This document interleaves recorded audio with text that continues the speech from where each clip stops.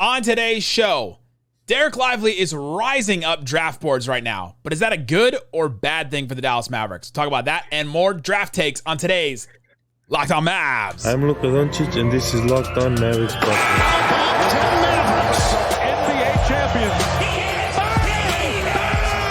It's good, and the Mavericks have won the game. If you don't believe, you shouldn't be here. Loyalty never fades away.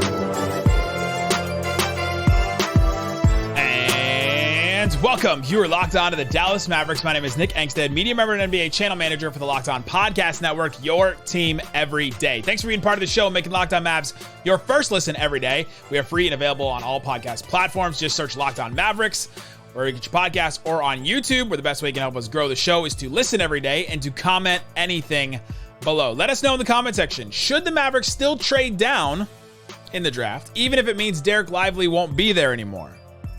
If you want to support the show, text us, get text alerts from us on Mavs rumors and things, and then ask us questions. Subscribe to our subtext. It's literally just a text message back and forth between us. Click the link in the description below. And joining me, as always, my co-host right here at Mavs.com, the draft take to the One More Thing King. What you got for me, Isaac Harris? I couldn't think of a word. I didn't spend adequate time yesterday asking you about your frozen Frito take. Not at all. Not enough. I tried stopping you, but you just kept on going, just like a freight train. I don't understand how you found it out that you like frozen barbecue twisty Fritos. Yeah, let me be clear. It's just the frozen barbecue. It's just the barbecue twists.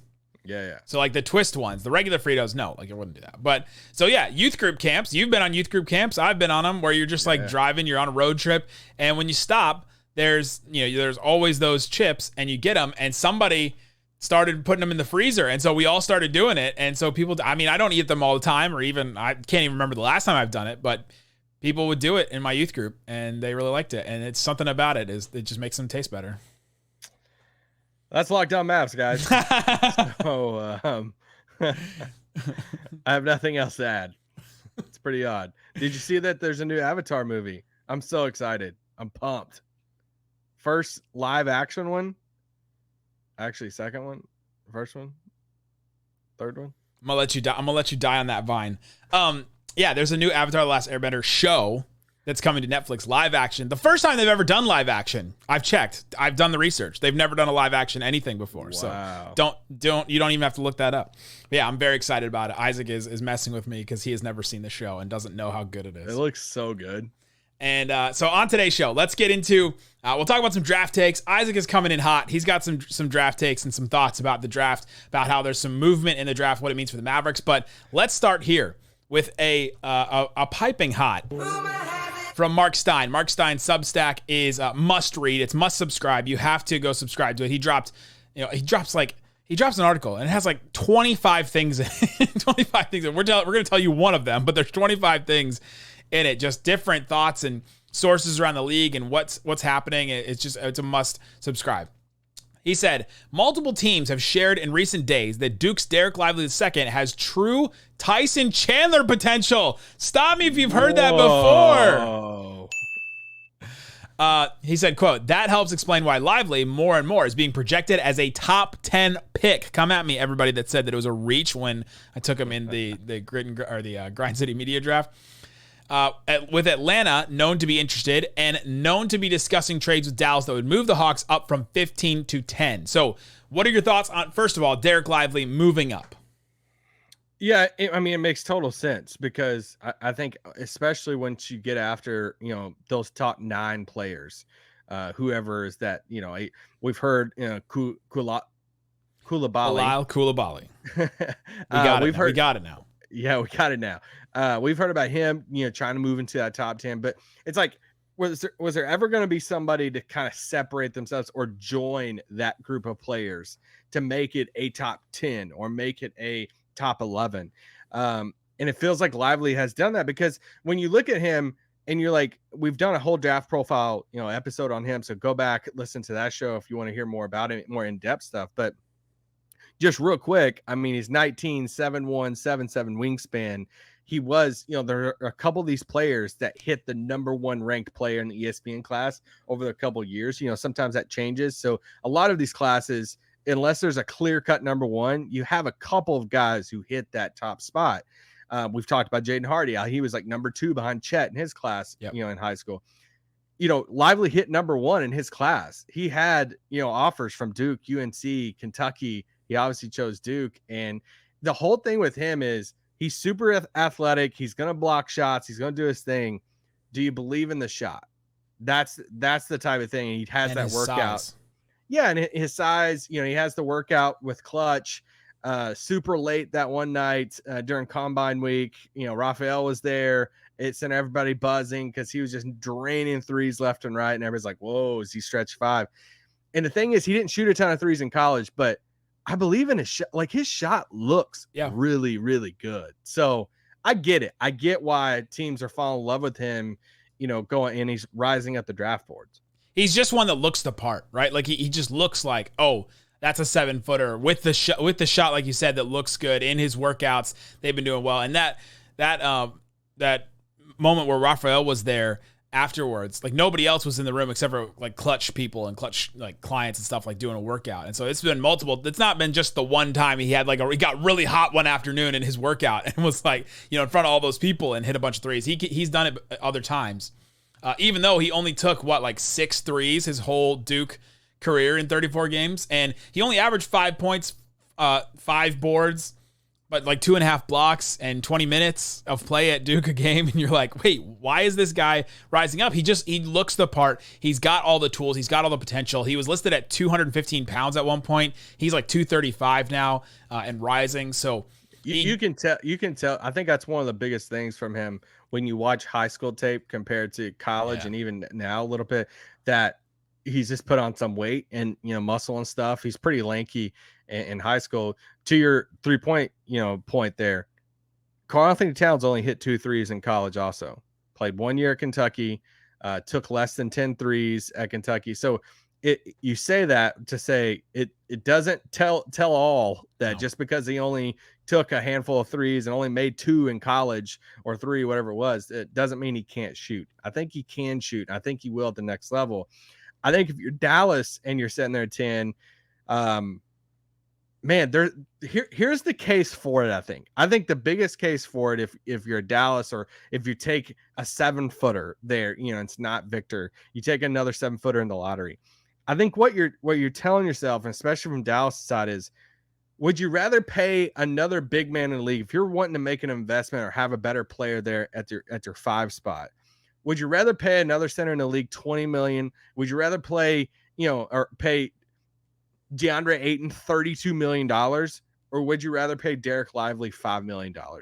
In the case that everybody's looking for good wings and good initiators and creators on the wing, the idea of having a solid center at $5 to $6 million for the next at least 4 years, I think that part is pretty appealing cap wise. And it's probably your best option to get a potentially top 10 center, right? Because you can try to go get Jared Allen and you can try to go get Miles Turner, but that doesn't mean those teams are going to trade with you, right? And so this is a way that you could get that type of player that could get there, and maybe in year 1, year 2, or whatever. But so now, if he's rising, is this good or bad for the Mavericks? That's the next question. Is, okay, 1, it's good because that makes the 10th pick a little bit more valuable. As Stein and others have said, that teams are asking about it and wanting to trade for it more. And so it's making it more valuable, but it's also making it harder for scenarios that we talked about a couple days ago, where they trade down to 14, get Jonas Valanciunas, draft Lively. Trade down to 15, get Clint Capella, get John Collins, draft Lively. That doesn't seem like it's happening anymore. Is that a good or bad thing for the Mavericks? And coming up, we'll talk about that and get into some more draft takes. But before we do, let me tell you about BetterHelp. BetterHelp. Everybody's got stuff. I've got stuff. Isaac's got stuff. He's got 2 kids. You better know Isaac got stuff to talk about and things that you need to work through and get through and talk about with somebody. And somebody that doesn't, this is so important with therapy. It's somebody that doesn't have either 1, an invested interest in your life, or 2, a role in your life. You want someone outside of the cast list of your life to talk to you about this stuff, so that they don't have, biases. They don't have connections to where you could hurt their feelings or anything like that. Like, that's the thing about therapy. And with BetterHelp, it takes it to the next level because it's entirely online. It's designed to be convenient, flexible, and suited to your schedule. Just fill out a brief questionnaire to get matched with a licensed therapist and switch therapists at any time, no charge. They understand and accept that you're going to change therapists at some time. Find more balance with BetterHelp. Visit betterhelp.com/LockedOnNBA to get 10% off your first month. That's BetterHelp, HELP.com/LockedOnNBA. Thanks, everybody, for hanging out with us on Locked On Mavs, being part of this show, part of the Raccoon Squad. If you listen every day, we appreciate each and every one of you. All right, Isaac, let's get into this Dereck Lively talk. Is it good or bad for the Mavericks that, one, he is rising, which makes the 10th pick more valuable, but two, he probably won't be there in some of their trade down scenarios if they do end up trading down? It's bad for Dallas if Dallas was trying to do exactly that, of saying, all right, we like him, but I think we can move back and still get him mid first round. We like him, but do we like him, or do we just like him? Do you like him? So it's bad in that context, but if it's legitimately, hey, this dude is cracking the top 10, then yeah, it's increasing the likelihood that you could trade back a handful of slots and get a nice return, get a couple picks back. You look at we've talked a little about Utah in the past. You look at a team like Utah sitting there at 16, they got 2 first-round picks there in the second half of the first round. They have guys like Colin Sexton and Kelly Olynyk and whoever. So, if they're calling Dallas saying, hey, we'll give you both the 16 and 28 and Kelly Olynyk for Bertans and 10, it's those type of deals that I could see Dallas, looking at, thinking about. Some of you probably don't even like deals like that. Would you do that deal? I would really think about it, yeah, because, I think I would. You get like a starting center, right? Question mark. He started all his games for the Jazz last year, and so he can play a 4 or 5. He can start, he can shoot. He shoots the 3 really well. He's physical. So you get somebody. I don't know that that's the starting center that I'm super excited about, right? The one that comes in, you're like, all right, that's guaranteed the starting center. I'm not even sure if I go there. He probably is, but I'm not sure I even go there.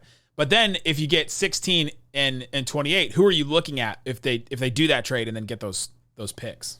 Well, 2 guys I'm higher on, shocker, Omax. I love Olivier Maxence Prosper out of Marquette. That's like my guy. What's he do? Give the quick thing.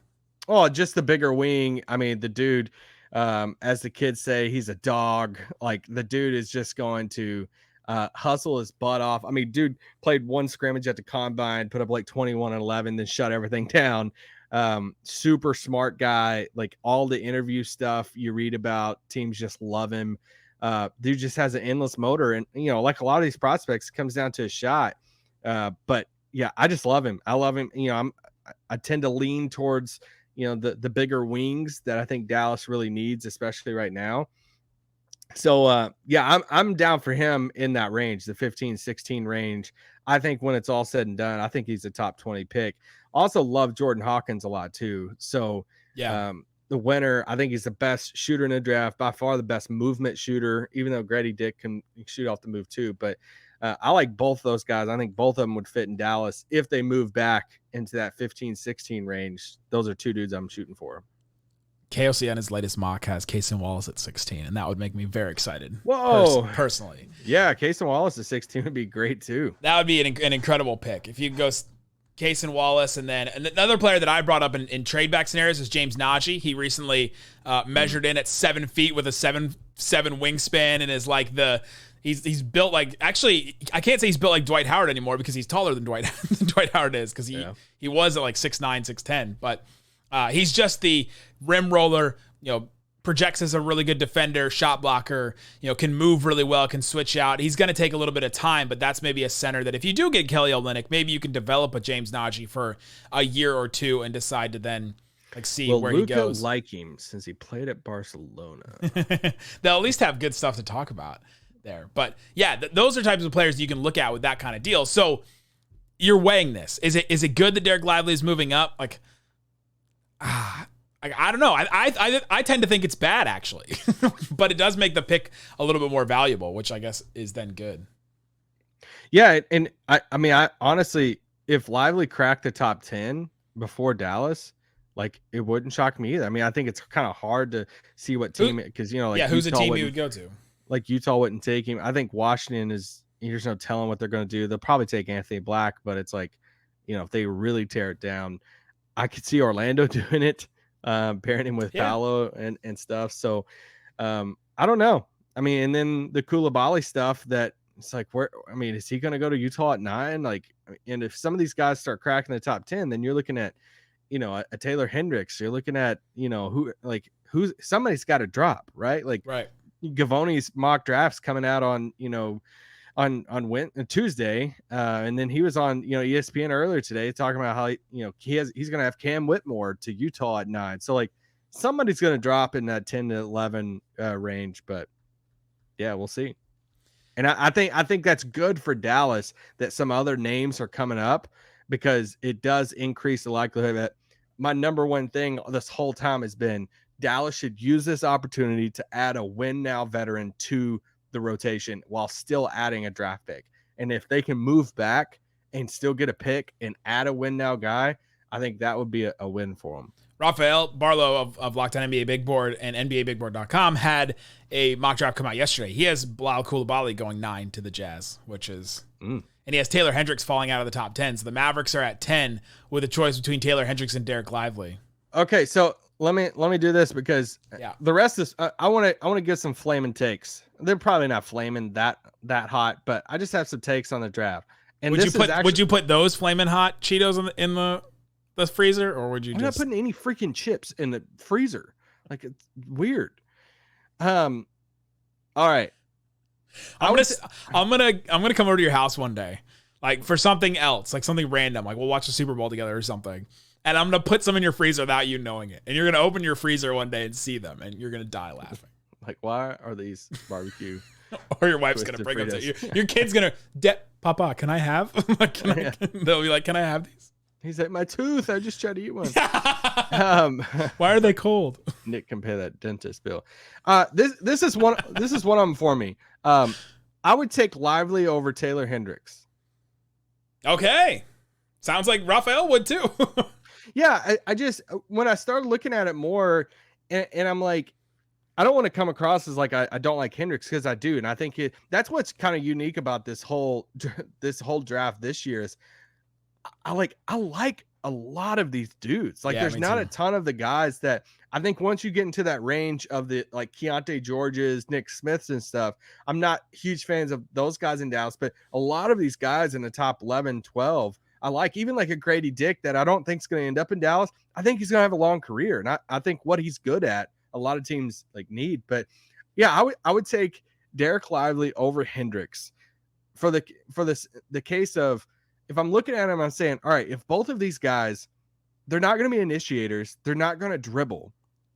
And I get it. Hendricks can guard some of the bigger like wings. I think I would rather just say, give me the bigger version of Taylor Hendricks. And let me bet on the number one player in the class talent of a Dereck Lively just a year ago, compared to the UCF guy. Now, these last 15 minutes of this pod is definitely going to be something that is on like, just flames me in a few years. That's like, all right, but I don't care. I'll go out on a limb and give some takes. Sure. I think at this point I would still take Taylor Hendricks. Because I would rather bet on the big wing and his shooting 6'8", 7'1" wingspan, shot 39% from 3 at UCF, 1.7 blocks a game, and just like the perfect two-way guy that you want. The thing is, one thing that I know one of the reasons why Rafael is down on him is because he actually had him going 12 to Oklahoma City, which that would be a steal for them at that point. One of the reasons why he's so down on him is because he shot 45% on layups. Not great. That's a really bad number, like really bad finishing. And then 31% in isolation, something Dallas wouldn't really ask him to do. He doesn't really do a ton like off the dribble. But again, you wouldn't ask him to do that. Like he would play the type of role in Dallas that would just be so perfect for him. And then you're just betting on, okay, he's raw, but can he hold his own for a little bit? And can we put him in the right role and him get acclimated early enough to where he's really effective for us? This is one of the things that our buddy Charks used to talk about his 2-point percentage. Man. I know it's been a tough draft season, not having those phone calls, but I remember I was thinking the other day, he used to always, anytime I would like hang out with him, he would be like, all right, what's your take? Give me your draft takes. Cause he had done so much research and stuff on it. He just wanted somebody else's opinion on it. And even though I wasn't as versed in the draft at all, but he would always ask me that question. I was thinking about that the other day. That was his whole thing with Jabari was, he was in the Paolo camp too. And like, we would just talk on the phone or text about Paolo and like, dude, like Paolo is the guy. Like we were just so, hyped about Paolo, and his whole thing about Jabari was like his 2-point percentage. And I've been thinking about the whole Hendricks stuff. I was like, I wonder how high you would have Hendricks. Yeah. Cause he'd be talking about that, but I feel like Anthony Black, he'd be like, he can't shoot. That something just, your house just is falling apart. The heck that was. All right, coming up next, I'm gonna talk about go check that noise. Yeah, I don't know what that was. Go do it. Or somebody just broke in my house. I'm gonna talk about how Dallas could take advantage of a ripple effect of a Damian Lillard trade. Ooh. But before we do that, let me tell you, Isaac just left to go try. Let me tell you about Ibotta. You're always throwing money at something. Isaac's got to go fix that hole in the wall that he just got caused for something, a new house project. The list goes on. It's time to stop spending your hard-earned money without getting anything in return. Enter Ibotta. You can earn cash back on every shopping trip. Ibotta gives you cash back on hundreds of grocery items, from produce to personal care to pantry goods. Enter your loyalty account or upload your receipt after you shop and get cash back. It's that easy. A typical basket of groceries is over $50 more expensive at the end of 2022. Holy cow, don't I know it. You can earn cash back on hundreds of online brands and retailers when you start with Ibotta, including Lowe's, Macy's, Sephora, Best Buy, and more. Right now, Ibotta is offering our listeners $5 just for trying Ibotta. Use the code LOCKED when you register. Go to the App Store, Google Play Store, download the free Ibotta app, and use the code LOCKED. That's Ibotta in the Google Play or App Store. Use the code LOCKED. Ibotta, IBOTTA. All right, Isaac Harris. Hope everything in your house is okay. It's okay after that. We can hear it on the podcast, I think, too, which is really funny.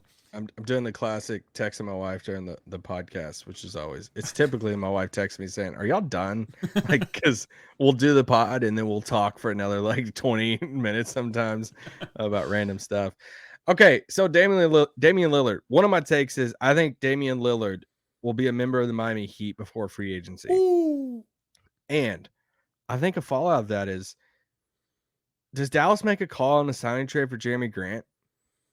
Yeah. That's a good one. Like, could he? I know Aaron Gordon was the replacement of Jeremy Grant in Denver, but yeah, right. But could he play that version? Could he be Dallas's Jeremy Grant? Once again, you're getting into the getting hard capped and all that when you do sign and trade stuff. But it feels like that they wouldn't try to bring him back on a massive deal if they traded Dame at that point. If I'm Dallas, I think he'd be a great fit in Dallas. 40% on 3 last year too. Our own Matt Moore of Locked On Nuggets, Locked On NBA, and the Action Network has reported that the Blazers are already locked into a new deal worth more than $120 million with Jeremy Grant. So that's like tampering. $30 million. Well, yeah, true. But that's like $30 million a year. Are you wanting to pay Jeremy Grant $30 million a year? That's the question. Yeah, it's kind of tough. Yeah, I mean, if it's a sign and trade, I mean, you're sending some guys out. So you're doing the Bertans, Tim Hardaway combo. Yeah, I'm thinking about it. I mean, I'm hoping it's not $30 million to do a sign and trade to go elsewhere, because at that point, if they trade Dame, they go back to Jeremy Grant and say, all right, like, we know we had this on the table with you, but like, Dame's request or whatever, however it plays out, it kind of changes everything for us. So it might not be that 30 number then. Another team out there like a Dallas might not be willing to give him $30 million a year. Yeah. So anyway, that's just one of the things that, yeah. He's also missed like 30, 35, and like 20 games the last 3 years. Missed a bunch of games. Yeah, he's shot well. He would be a big wing, maybe another change of scenery guy. He's seen some playoff action, but they went to the conference finals with the Nuggets that one year in 2020. So I'd like him in Dallas as a defender, as a four. He can drain the threes. I don't know. I would like him in Dallas. And for Portland, I know they're, canvassing the market for a big trade and stuff, but I don't know. I just think they stay put. I think they take a guy. I mean, we know Mike Smits is in Portland's front office now, yeah, and right. he's clamoring to take draft picks here. So Mike Schmitz used to be one of the ESPN draft experts and started Draft Express, that was a really popular draft website. Then they went to ESPN, and now he's part of the Blazers front office. yeah. So I just think I think that happens before free agency, and Lillard's going to go to Miami. Let me give you some other random takes. I'm more of a fan of Asar over Amen. I'm more of a Asar guy, and honestly, when I look at some guys, I'm lower on. Like, I'm lower on Nick Smith. I'm lower on Leonard Miller. A little bit lower on Keontae George, but there's aspects of his game that I think is a lot of fun. I'd say I'm lower and I'm in the sense of, like, I think he's still a top 10 pick, but I don't think he's like 4 or 5. Like, I think Asar is a better prospect, and I actually think Asar goes number 5 to Detroit. The hottest part of this take is the pastor not wanting amen. Like, that's the. I mean, maybe I'm just saying this so he can come to Dallas and just be like, hey, what's the difference between Asar Thompson and Amen Thompson? The shot, dude. I think Amen Thompson's shot is one of the worst shots. Like, for everybody who comes at me about Anthony Black, yes, I'm all in on Anthony Black. I think he's one of the best prospects, outside of those top 3. Amen's shot is, brutal. I think, I don't like anything about it. So I think Asar's looks a little bit better. It's still not, perfect, but anyway, I like Asar over him. I think the Scoot Brandon Miller stuff at 2 is kind of crazy. I think Scoot Henderson should be undoubtedly the number 2 overall pick in the draft. And if I was Charlotte, I would take him immediately. I would entertain, like, I would rather have the next 10 years of Scoot than the next 10 years of LaMelo. And honestly, if I was them, I would sit there and say, I think Scoot is that good. I think he is a cornerstone guy. And so I would take him and just say, 1, I think they could work. And then 2, if they couldn't work, I would just be saying, all right, well, what can we get for LaMelo? How are we in an NBA where Bradley Beal, Devin Booker, and Kevin Durant are going to be on a team, but yet, like, LaMelo and Scoot Henderson couldn't work together, right? Like, it just, we also saw James Harden, Kyrie Irving, and Kevin Durant work together. Like, we've seen this play out before. As soon as they got that pick, and people were saying, well they're not going to fit. I said, what if Scoot Henderson's better than LaMelo? That's a possibility. Like, he's the number 2 pick. He was going to be the number 1 pick if Wembanyama wasn't in this draft. So, yeah, there's a lot of people that do have Brandon Miller just better as a prospect, though, like ranked higher. Raphael's had him for a long time. I know a lot of people have Brandon Miller just higher than Scoot Henderson. But yeah, if I'm the Hornets, I take Scoot. All right, here's another take for you. I'm ready. I like Jarris Walker over Taylor Hendricks and Cam Whitmore. Okay, not as spicy, but that's a good one. Yeah, I really like Jarris Walker a lot. I've said this earlier, but some guys I'm higher on, Hawkins, Omax, and Jaime Jaquez. Yeah, you talked about Jaquez with the trade back targets. He's an interesting one. You love Omax. That's like your favorite guy. He is. Yeah. I got caught up on the Jarris Walker one. If you're the Rockets, would you just take Jarris Walker and, like, wouldn't him and Sengun be like a really good front court in the future? They would. I'm still in the camp that thinks Anthony Black would be perfect in Houston. You're not going with him at 4 though, but I guess Jarris Walker, same thing. If I was Houston though, and I'm not like trading this pick for a star or whoever it is, I'm trying to move down a few slots and then get Anthony Black and saying, hey, all right, does anybody else want to come up here and get a Cam Whitmore? I love Cam Whitmore. If he fell to Dallas, like, that would be one that I would be really tempted of saying, all right, I don't know if it's worth moving back a few slots, because I think he would be perfect in Dallas. Well, he'd be like Hardy last year in a weird way, like dropped and. Yeah, but better. Yeah. Well, yeah, but just like a player that dropped, you're like, oh, he should have gone way higher, and we'll just take him. All right, let's end on this. Let's both give 3 names on that are the most likely you think to be in a Mavs in the draft? jersey? Yes. 3 names that could end up in Dallas. Are we drafting, or we each get to pick 3? Or we? No, we can pick the same person. Because I was thinking about it earlier. I'm like, all right, if somebody said, "Hey, who's 3 players in the draft that you could be projecting a trade back, hey, stay put there," that you're like, I'm pretty confident that if they walked away with a prospect, I would guess it'd be one of these 3 guys. Number 1, I'm going to go Dereck Lively. Okay. Now you give me one. Prosper. Okay, that's a trade back one. Oh, Max. That's the same person. My next one would be I'll go Taylor Hendricks. If he falls and they're like, "Hey, okay. we just can't pass this guy up."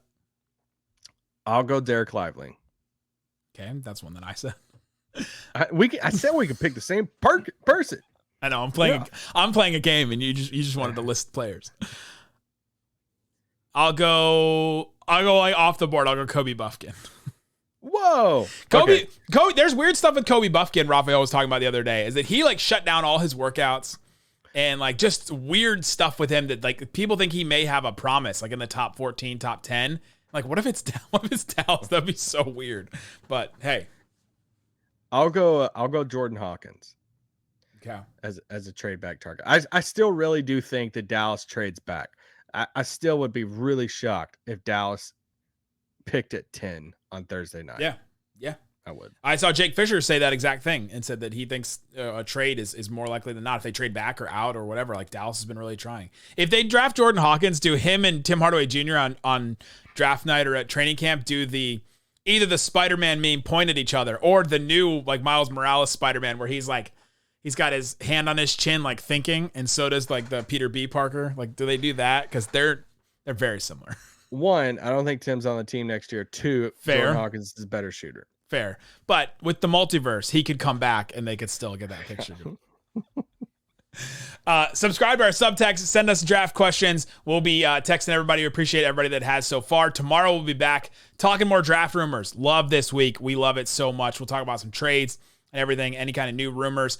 Go check out the ultimate mock draft as well on the Locked On NBA feed, as well as the Locked On NBA Big Board feed. An incredible program that we put together where we made our picks. We took Anthony Black in that one. Go see our explanation on that one. It was mostly because Isaac pulled my leg, and then you can hear all that stuff. It's incredible. So go listen to it. Guys, thanks so much for listening to Locked On Mavs. Peace out. Boom!